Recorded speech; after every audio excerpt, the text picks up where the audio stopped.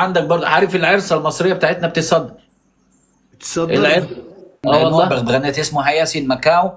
ده ثمنه يعمل له حوالي 800 او 900 الف جنيه الواحد. يا نهار ابيض يا نهار اه ابيض. مايكل من الناس اللي في تايلاند بقاله سنين سنين سنين كتير قوي وبيصدر لمصر حيوانات بص. غريبة وعجيبة وجاب لمصر كذا هاوي وكذا مزرعة تقيلة يعني. اه هي فيها شبه من اليمام البري اللي احنا بنقول عليه يمام بري عندنا في مصر. اه بص بس النقط اللي في الرقبه. بالظبط، ما انا كنت لسه اقول لك هي دي اللي شكلها غريب شوية وحجمها اكبر شوية كمان. اه وفي النوع التاني بقى اللي انا بقول لك عليه الزبرة، يعني دي ليها كذا، وفي دي منها بقى ليها كذا لون. في منها الابيض خالص كمان. بص ال الزبرة ده غير الزبرة فينيش خالص بقى اللي في مصر. خالص انا هوريك بقى الزبرة عشان يا ريت آه عشان انا يعني الفضول قاتلني قوي لان انا عارف الزبرة فينيش.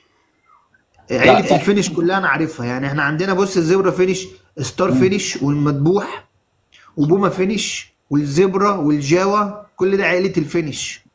المذبوح ده انا كنت بستورده من افريقيا. انا جبت والله. منه جبت شحنة من تنزانيا من فترة. انا بشتغل مع تنزانيا وبشتغل مع مالي وبشتغل مع توجو ومع جنوب افريقيا ومع دول ربنا ومع يوسع نيجيريا. عليك يا حبيبي ريس. ربنا يخليك. ربنا يوسع عليك. بص اهو. ان شاء الله.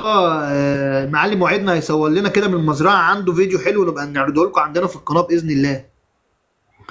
ده الزبرة دوف، ده اللي هو اليمام الزبرة. ده مفيش منه في مصر خالص، انا اول مرة اشوفه. حد شافه قبل ولسه كده يا بقى. شباب؟ حد شافه في مصر قبل كده؟ لكم كل جديد اهو من تايلاند. ان شاء وفي الله هنعمل رسالة حلوة كده وهنجيب لكم شوية طيور اول مرة تشوفوها. وفي منه الوان كمان، وفي منه موتيشنات، يعني لسه نازل موتيشن منه.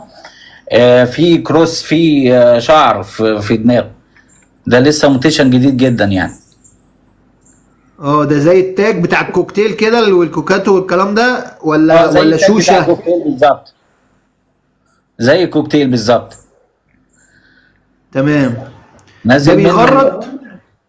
مش يعني هو مش بيغرد تغريد اللي هو الواو، يعني مش يعني اه مقارنه مثلا بكناري، بحساسين لا.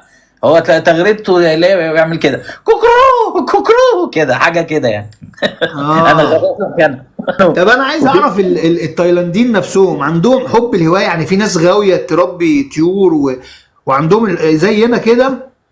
اكتر ده في ناس مجانين هنا، في ناس يعني في الحيوانات بيدفعوا ملايين يا نهار يعني. ابيض.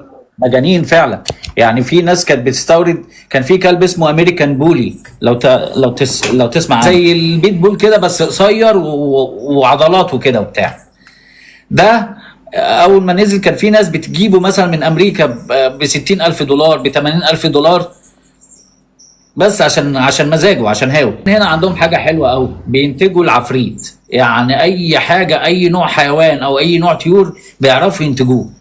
بيوفروا له البيئه بتاعته المناسبه بتاعته، الاكل، الفيتامينات، كل ما يخص الطير او الحيوانات.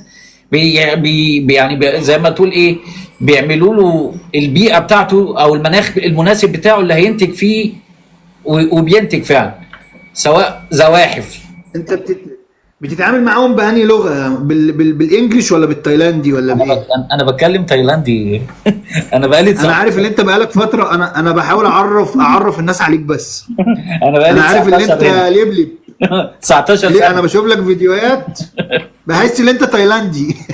والله انا بكلم ناس في التليفون ما بيعرفوش ان انا اجنبي. الكوكتيل، البادجي، الروز، الفيشر، الحاجات دي موجودة عندك موجوده كلها في وواخدة اهتمام برضو.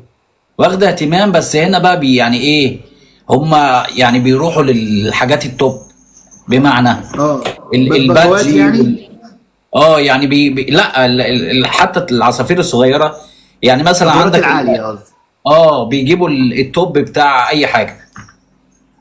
ده يعني واخدين الموضوع على وبعدين قلبهم قوي. قوي. بعدين البادج هنا عندك مثلا الانجليش بادج ده بنجيبه برضو بنستورده.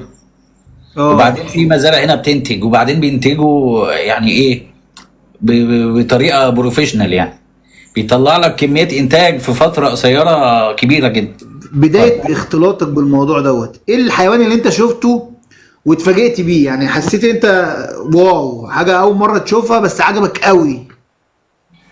انا شفت هنا بقى ايه السلاحف الضخمه قوي. في نوع اسمه الدبرا. سلكاتا. لا مش السلكاتا، في نوع اللي هو اضخم سلحفه في العالم، نوع اسمه الدبرا، سودا ضخمه جدا، ممكن تعدي المترين. دي مائيه ولا دي سلحفه بريه؟ برية. اسمها ايه؟ ادابرا؟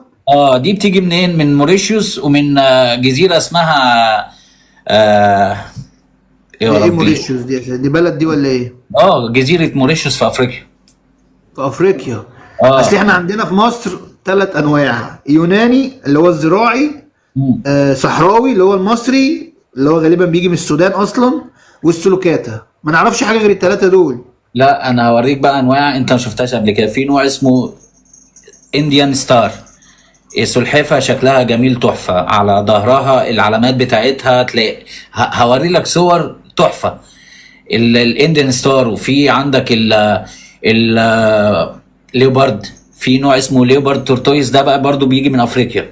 بغبغانات بقى، يعني هنا البغبغانات لو هنتكلم بقى على التوب، سيبك بقى من المكاو اللي هو البلو اند جولد والجرين وينج والسكار، في هنا بقى ايه سكارليت. اسيبني من دول وفي حاجه اشد من دول يعني؟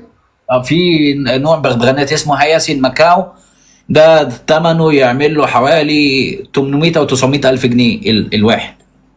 يا نهار ابيض، يا نهار ابيض. شفته قبل كده؟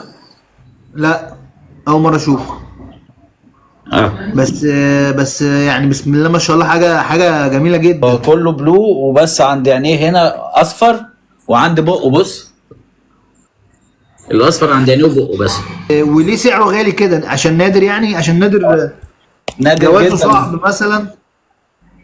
نادر يعني ايه، يعني زي ما تقول قرب ينقرض. عندك بقى انا بصدر ايه؟ بصدر